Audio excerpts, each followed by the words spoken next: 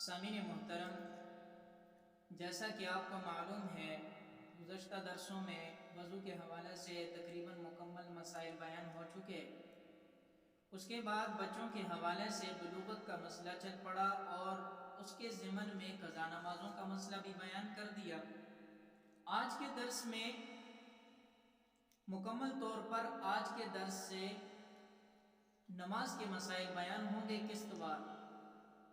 اب ایک صاحب نے یہ سوال کیا کہ کیا وہ شخص جو نماز نہیں پڑھتا تو ہم اس کو کافر کہہ سکتے ہیں، یعنی اس کے اوپر کفر کا حکم لگا سکتے ہیں، جیسا کہ حدیث پاک کے اندر آیا ہوا ہے؟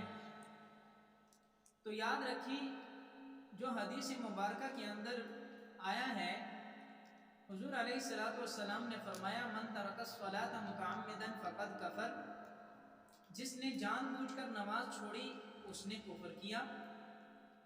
تو یاد رکھیں، یہاں پر حدیث مبارکہ میں جو کفر کا ذکر آیا ہے یہ کفر اعتقادی نہیں مراد، یہاں پر جو کفر کا ذکر ہے اس سے مراد کفر عملی ہے۔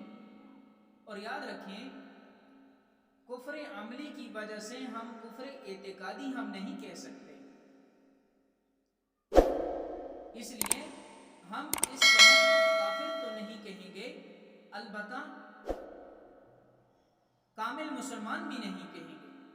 اس کی وجہ یہ ہے کہ نماز اللہ کا ایک اہم ترین حکم ہے، جس کو چھوڑ رہا ہے تو اس کے چھوڑنے کی وجہ سے ہم اسے بدترین اور سخت ترین فاسق کہیں گے، کافر نہیں کہیں گے۔